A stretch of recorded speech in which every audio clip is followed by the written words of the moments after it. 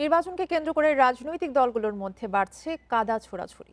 যে কোনো অস্থিতিশীল পরিস্থিতি সৃষ্টি হলে সুযোগ নেবে দেশি বিদেশি ষড়যন্ত্রকারীরা। তাই যে কোনো সংঘাত ঠেকাতে রাজনৈতিক দলগুলোকে দায়িত্বশীল ভূমিকা পালন করতে হবে বলছেন রাজনীতি বিশ্লেষকেরা।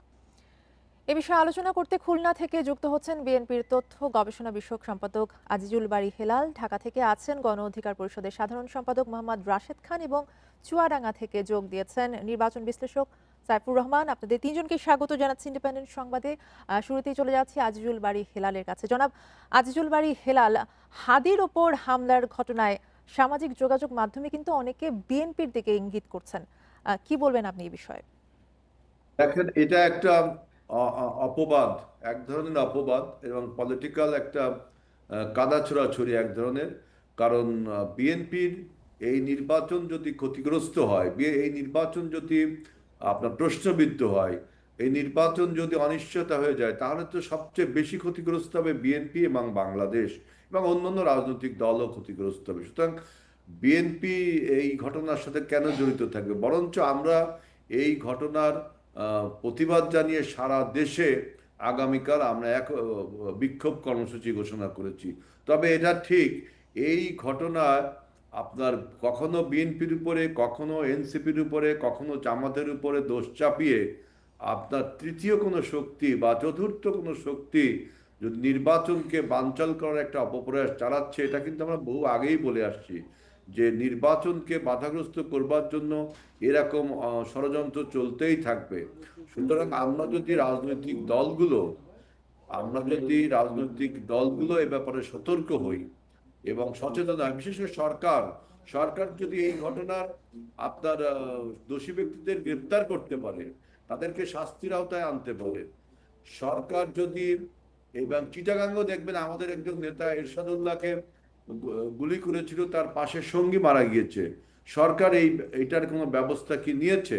সরকারের উচিত হবে এই সমস্ত ঘটনার আপনার তদন্ত করে তাদেরকে চিহ্নিত করে জাতির সামনে প্রকাশ করা। তা না হলে একজন আর একজনের উপর ব্লেম দিয়ে আপনার নির্বাচনকে ক্ষতিগ্রস্ত করা হবে এবং তৃতীয় বা চতুর্থ শক্তি তারাই কিন্তু লাভবান হবে।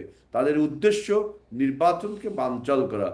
যেমনটা বিএনপি আপনি বলছেন নির্বাচনকে বানচাল করা হচ্ছে উদ্দেশ্য একটা পক্ষের। তফসিল ঘোষণার একদিন পরে যেহেতু এরকম একটা হামলার ঘটনা ঘটলো, সেটা কি আসলে নির্বাচন বানচালের পুরোপুরি ষড়যন্ত্র বলে মনে করছেন? ষড়যন্ত্রের একটা অংশ। আমরা কিন্তু বহু আগের থেকেই বলছি যে অদৃশ্য শক্তি বাংলাদেশের নির্বাচনকে আপনার বানচাল করতে চায় এবং আস্তে আস্তে সেই অদৃশ্য শক্তি দৃশ্যমান হচ্ছে। যেমন বিভিন্ন, আমি বললাম যে আপনার চিটাগাংয়ের বোয়ালিয়ায় আমাদের প্রার্থী এরশাদুল্লাহর উপরে গুলি করা হয়েছিল, তার পাশের লোকটি মারা গিয়েছিল।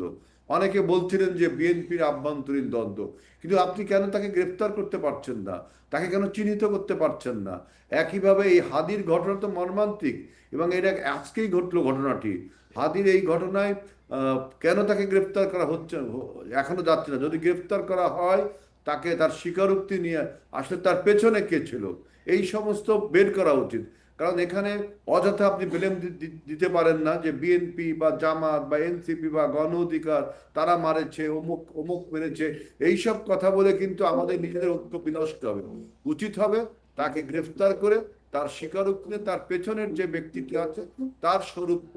আরেকটা বিষয় যদি আপনার কথার সাথে যুক্ত করি, আইন শৃঙ্খলা পরিস্থিতি অথবা নিরাপত্তা পরিস্থিতি খারাপ হলে কিন্তু নির্বাচন বানচালের একটা শঙ্কা থাকে। এতে মূলত কারা লাভবান হবেন? এখানে লাভবান হবে যারা নির্বাচন চাচ্ছে না কারা? আমরা জানি যে দেশি বিদেশি অনেকেই এই নির্বাচনকে মেনে নিতে পারছে না, পরাজিত শক্তি মেনে নিতে পারছে না। এবং আমি যদি এখন বলি যে আপনি যে 8 দল গঠন করে 5 দফা দিয়েছেন তো নির্বাচনকে বিভিন্ন কিছু প্রশ্ন করবার জন্য, যে আপনার গণভোট এবং জাতীয় নির্বাচন একসাথে হবে না, আরো আপনাদের অনেক কিছু দাবি আছে 8 দফার মধ্যে। তাহলে কি আমি তাদেরকে দোষারোপ করব? আমি সেই দোষারোপ করতে চাচ্ছি না। আপনারা যদি নির্বাচনের বিরুদ্ধে কোন রকম বক্তৃতা বিবৃতি, নির্বাচনের অনিশ্চয়তার কথা বলেন, তখন তৃতীয় শক্তি যেটা বললাম, দেশি এবং বিদেশি শক্তি এবং পরাজিত শক্তি, পরাজিত মাফিয়া শক্তি, আওয়ামী লীগ শক্তি, তারা কিন্তু এই চেষ্টাটা নিবেই। সুতরাং আমাদেরকে, রাজনৈতিক দলগুলোকে এবং সরকারকে সতর্ক হতে হবে এবং অতন্ত্র প্রহরীর মতো কাজ করতে হবে নির্বাচনটাকে সুষ্ঠুভাবে করার জন্য। জি, জনাব আজিজুল বারী হেলাল, আপনাকে ধন্যবাদ আলোচনায় যুক্ত হবার জন্য। আমাদের সাথে আরো আছেন ঢাকা থেকে গণ অধিকার পরিষদের সাধারণ সম্পাদক মোহাম্মদ রাশেদ খান। জনাব রাশেদ খান, আপনার কাছে জানতে চাইবো, এই যে ওসমান হাদির সাথে ঘটে যাওয়া যে ঘটনাটা, সেটা নিয়ে আসলে পুরো বাংলাদেশে আসলে তোলপাড় শুরু হয়েছে।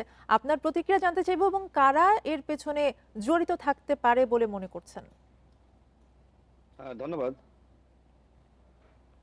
দেখেন, এই ধরনের ঘটনার সাথে আওয়ামী লীগ এবং ভারতীয় এজেন্ট তারাই জড়িত রয়েছে। আমি অনেকদিন একই কথা বলে আসছি যে ভারতের একটি প্ল্যান ছিল রিফাইন্ড আওয়ামী লীগ গ্রুপে আওয়ামী লীগ যাতে নির্বাচনে অংশ নিতে পারে সেই সুযোগটা সৃষ্টি করে দেওয়া। এটি যখন হলো না, তখন জাতীয় পার্টির কাঁধে ভর করে আওয়ামী লীগকে নির্বাচনে সুযোগ দেওয়ার একটি পায়তারা ছিল, সেটিও বানচাল হয়ে গেল। এখন যেটি শুরু হয়েছে যে আওয়ামী লীগের পদধারী নেতারা তারা স্বতন্ত্রভাবে নির্বাচনে অংশ নেওয়ার প্রস্তুতি নিচ্ছে। এটি নিয়ে আমরা প্রতিবাদ জানাচ্ছি। যারা এটি নিয়ে কথা বলছে তাদেরকে টার্গেট করা হয়েছে। গত পরশুদিন আমি একই কথা বলেছি যে 50 জন প্রার্থীকে টার্গেট কিলিং এর শিকার করবে আওয়ামী লীগ, এ ধরনের প্ল্যান নিয়ে তারা সামনের দিকে অগ্রসর হচ্ছে এবং এর সাথে ভারতের এজেন্টরা জড়িত। অর্থাৎ যদি এই প্রার্থীদেরকে কিলিং করা যায় বা কোনো সমাবেশে হামলা চালিয়ে ভয় প্রদর্শন করা যায়, তাহলে তো আসলে আমরা প্রার্থীরা গণসংযোগ করব না। এবং সারা দেশে যদি আওয়ামী লীগ অরাজকতা সৃষ্টি করে, বিভিন্ন স্থাপনায় আগুন দেয়, ভয়ভীতি ত্রাস সৃষ্টি করে, সেক্ষেত্রে তো আসলে প্রার্থীরা মাঠে নামবে না। অর্থাৎ আওয়ামী লীগের এবং ভারতের প্ল্যান হলো এখন বাংলাদেশের নির্বাচনী পরিবেশটা নস্যাৎ করা। তো এক্ষেত্রে আমাদের করণীয় কি? আমরা যারা রাজনীতি করি, আপনি লক্ষ্য করবেন যে আমাদের দলগুলোর মধ্যে নানান ধরনের বিভাজন। আমরা মনে হচ্ছে যে আমরা দেখেছি যে সময় আওয়ামী লীগ ক্ষমতায় জোরপূর্বক, তখন আওয়ামী লীগ বিএনপির সাথে, জামাতের সাথে, গণ অধিকার পরিষদের সাথে বা অন্য দলের সাথে যে ধরনের আচরণ করত, এখন আওয়ামী লীগের বিদায় হয়েছে। ঠিক একই ধরনের আচরণ আমরা যারা গণ অভ্যুত্থানের শক্তি, আমাদের ভিতরে আমি লক্ষ্য করছি। আমাদের এই বিভাজনের সুযোগটা এখন আওয়ামী লীগ নিয়েছে এবং এই সুযোগটা নিয়ে তারা এখন এই ধরনের ঘটনা ঘটাচ্ছে। আপনি যে প্রশ্ন দেখছেন হেলাল যে ভাইকে এমন করলেন, পরিস্থিতিতে নির্বাচন নিয়ে শঙ্কা এক ধরনের রয়েছে এবং এর পেছনে আসলে নির্বাচন বানচালে মূলত আওয়ামী লীগ এবং ভারত লাভবান হবে এবং এজন্যই তারা বানচালের চেষ্টা করছে। জি, মূলত দেখেন, ভারত নিজেই বলেছে যে বাংলাদেশে আওয়ামী লীগ ছাড়া তাদের কোনো বন্ধু নাই। আর আমরা ভারতকে যেটি বলেছি সেটি হলো যে বাংলাদেশের জনগণের সাথে আপনাদের সম্পর্ক তৈরি করতে হবে। কোন দলের সাথে বন্ধুত্ব এইটা এদেশের জনগণ গ্রহণ করবে না। আওয়ামী লীগের বিদায় হয়েছে, তার মানে কি আপনি এখন বাংলাদেশের সাথে কূটনৈতিক সম্পর্ক রাখবেন না? অবশ্যই ভারতের সাথে বাংলাদেশের সম্পর্ক থাকবে, বাট সেই সম্পর্ক কোনো দলের সাথে না, ব্যক্তির সাথে না, সেই সম্পর্ক থাকবে জনগণের সাথে। কিন্তু ভারত আসলে জনগণের সাথে সম্পর্ক তৈরি না করে ওই আওয়ামী লীগকে এখনো বন্ধু মনে করছে এবং আওয়ামী লীগকে কিভাবে ফেরানো যায় সেই অপচেষ্টার মধ্যে রয়েছে। আজকে উসমান হাদির সাথে যে ধরনের ঘটনা ঘটলো, যে ডাক্তার তার অপারেশন করেছে, ডাক্তার জাহিদ ভাই, আমি তার সাথে কথা বলেছি, আমার সাথে তার আগে থেকেই পরিচয় ছিল। তিনি বললেন যে তার কানের এক পাশ দিয়ে গুলি লেগে আর এক পাশ দিয়ে বের হয়ে গেছে। অর্থাৎ উসমান হাদি স্বাভাবিক অবস্থায় আমাদের মাঝে ফিরে আসবে কিনা সেটি নিয়ে শঙ্কা রয়েছে। আমরা দেখেছি তিনি কিভাবে আসলে মানে কথা বলতেন, তার কথার মধ্যে এক ধরনের জাদু ছিল। সেই মানুষটিকে এইভাবে আসলে আক্রান্ত করা হলো, তিনি বাঁচবেন কি মারা যাবেন আমরা কেউ জানি না। আগামীকাল তো আমার অবস্থা এরকম হতে পারে, পরশু আপনার অবস্থা এরকম হতে পারে। তাহলে এখন আমাদের করণীয় কি? এখন ওই যে ফেসিবাদ বিরোধী শক্তি আমরা যারা ছিলাম, আমাদেরকে একতাবদ্ধ হয়ে একসাথে কাজ করতে হবে। হ্যাঁ, নির্বাচন নিয়ে আমাদের ভিতরে বিষয় মত আছে, পার্থক্য থাকতে পারে। নির্বাচনের আগে এমন হামলা, এরকম একটি হামলার ঘটনা ঘটলো, আইন প্রয়োগকারী সংস্থা এবং গোয়েন্দা তথ্য কেন নেই এবং তাদের ব্যর্থতা কি দেখছেন? দেখেন, যিনি বর্তমানে স্বরাষ্ট্র উপদেষ্টা হিসেবে দায়িত্ব পালন করছেন, আমি সবসময় বলে এসেছি যে এই এই ধরনের স্বরাষ্ট্র উপদেষ্টা, তার কথাবার্তা, আচার আচরণ, তার মোটিভ, তার অ্যাকশন, এগুলো যদি আমরা বিশ্লেষণ করি তাহলে আসলে তিনি কোনোভাবেই এই মিনিস্ট্রির দায়িত্বে থাকার যোগ্য না। আমরা বারবার বলছিলাম যে আপনারা শুধুমাত্র ডিসি, এসপি বা আপনারা প্রশাসনের রদবদল করছেন, কেন উপদেষ্টা পরিষদের দায়িত্বে রদবদল করছেন না? অর্থাৎ এই যে উপদেষ্টা রয়েছেন স্বরাষ্ট্র মন্ত্রণালয়ের দায়িত্বে, আমার কাছে মনে হয় যে তিনি এই মিনিস্ট্রির জন্য যোগ্য না। সুতরাং তাকে যদি সরিয়ে দেওয়া যায়, সেটি আমি মনে করি দেশের জনগণের জন্য ভালো হবে। এবং যোগ্য কেউ যদি এই জায়গায় আসে, তিনি কিন্তু আসলে নির্বাচনী পরিবেশটা তৈরি করতে পারবেন। আমি ঝিনাইদহ 2 আসন থেকে নির্বাচন করার জন্য প্রস্তুতি গ্রহণ করছি। আমি যে রাজনৈতিক সংস্কৃতি আমি প্রত্যক্ষ করছি, আমার কাছে মনে হচ্ছে যে সরকার এখনো পর্যন্ত নির্বাচনের পরিবেশটা তৈরি করতে পারেনি, হয় ইচ্ছাকৃতভাবে বা অযোগ্যতার কারণে। উসমান হাদিকে যেভাবে টার্গেট করে তাকে কিলিং করার একটি চেষ্টা করা হয়েছে, আমার কাছে মনে হয় যে এই ঘটনার পরে যদি উপযুক্ত জবাব সরকার না দিতে পারে, আসামিদেরকে 24 ঘন্টার মধ্যে গ্রেপ্তার না করতে পারে, সেক্ষেত্রে আমার কাছে মনে হয় এই স্বরাষ্ট্র উপদেষ্টাকে অবশ্যই পদত্যাগ করতে হবে। আরেকটি আমি জিনিস লক্ষ্য করলাম যে এই ঘটনায় বিএনপির উপর দায় চাপানোর চেষ্টা করা হচ্ছে, এটি অত্যন্ত দুঃখজনক। এই ঘটনা বিএনপি বা মির্জা আব্বাস সাহেব, যিনি বিএনপির মনোনীত প্রার্থী, তিনি কেন ঘটাবেন? আমার কাছে প্রশ্ন হলো, কেন ঘটাবেন এই ধরনের ঘটনা? কি আসলে আমরা গণঅভ্যুত্থানের এক পক্ষ আর এক পক্ষের সাথে ঘটাতে পারি? তো আমার কাছে মনে হয় এই ধরনের দোষারোপের রাজনীতি করলে আমরা নিজেরা একে অপরকে শত্রু মনে করব, আমরা সংঘর্ষে লিপ্ত হব। দোষারোপ না করে বরং এই ঘটনার সুষ্ঠু তদন্ত দাবি করা এবং বিচার দাবি করা, এটি আমরা যদি করতে পারি, একসাথে আমরা যদি নির্বাচনটা সবাই করতে পারি, নির্বাচনী পরিবেশ তৈরি করার জন্য সবাই গুরুত্ব দিই, সেক্ষেত্রে কিন্তু বাংলাদেশের সুষ্ঠু সবাই নির্বাচন একসাথে হবে। একটা সুষ্ঠু পরিবেশ তৈরি করতে হবে। মোহাম্মদ রাশেদ খান, ধন্যবাদ আপনাকে আমাদের সাথে আলোচনায় যোগ দেওয়ার জন্য। আমাদের সাথে চুয়াডাঙ্গা থেকে আরো আছেন নির্বাচন বিশ্লেষক সাইফুর রহমান, আপনাকে স্বাগত জানাচ্ছি এবং আপনার কাছে জানতে চাইবো, এই যে তফসিল ঘোষণার একদিন পরেই সম্ভাব্য একজন প্রার্থীর ওপর হামলা হলো, কি বলবেন এই বিষয়ে? আপনার কি পর্যবেক্ষণ এই ঘটনায়? আমার যেটা পর্যবেক্ষণ হচ্ছে যে এটা কোনো পলিটিক্যাল পার্টি করেনি, আমি এটা বিশ্বাস করি না। বিএনপিও করেনি, জামাতও করেনি, এনসিপি কেউ এটা করেনি, কারণ এটাতে করলে তাদের কোনো লাভ নেই। এর প্রত্যেকটা পক্ষই চাচ্ছে যে একটা সুষ্ঠু নির্বাচন হোক। কাজে এদের কোনো, যেহেতু তাদের কোনো এখানে মোটিভ থাকার কথা না, কোনো মোটিভ থাকার মোটেও কথা না, কাজে তারা করে না, এটা আমি বিশ্বাস করি না। এখন যারা করতে পারে, এই রাশেদ খান যেটা বললেন যে তৃতীয় কোনো পক্ষ হতে পারে, যেটা ইন্ডিয়া অথবা আওয়ামী লীগ, যারা পতিত আওয়ামী লীগ, এদের যুগ শাসতে হতে পারে এটা। কিন্তু এখানে একটা প্রশ্ন থাকে যে, আমি ভারতের কথা আগে আসি, রিসার্চ অ্যান্ড অ্যানালিটিক্যাল উইং। আমার মনে হয় না যে এরা এত বড় গর্দভ হবে এই সংস্থা, যে তারা বাংলাদেশকে আনস্টেবল করার চেষ্টা করে। কারণ বাংলাদেশকে আনস্টেবল করলে, অস্থিতিশীল করলে, এটা ভারতের প্রবলেম হবে, বিরাট একটা প্রবলেম হবে। সো এটা করতে পারে আওয়ামী লীগ, এবং আওয়ামী লীগের কোনো সেন্ট্রাল কমান্ড থেকে এটা হয়েছে কি না আমি জানি না এটা, কারণ আমি এখন অনুমানের উপরে কিছু বলতে পারি না। তবে এদের অনেকেরই কাছে টাকা আছে, অনেকেই ভারত থেকে এটা অপারেট করতে পারে, যে একটা গন্ডগোল সৃষ্টি করে নির্বাচনটাকে বানচাল করা। যদিও এত আওয়ামী লীগের কিন্তু লাভ হবে না, ultimately as a party Awami লীগের সেটাতে লাভ হবে যদি দেশটা স্থিতিশীল থাকে এবং তারা যদি একটা সুষ্ঠু নির্বাচন আরম্ভ করে, সেটাতে তাদের লাভ। এখন যদি আওয়ামী লীগের যে সেন্ট্রাল কমান্ড থেকে ওইটা হয়ে থাকে, এটাও একটা বোকামি। কারণ এতে হবে কি, সমস্ত দলগুলো আবার এক হয়ে যাবে। যে আপনি লক্ষ্য করতে পারেন যে এখন প্রত্যেকটা দল কিন্তু মোটামুটি এখন একটা একতাবদ্ধের কথা বলতেছে, রাশেদ খান বলতেছে, বিভিন্ন পার্টি যেগুলি এটার পক্ষে যারা গেছে, এই সবাই চাচ্ছে একটা, এটা করতে পারবে যে আওয়ামী লীগ যত এগুলি করবে এরা একতাবদ্ধ হবে।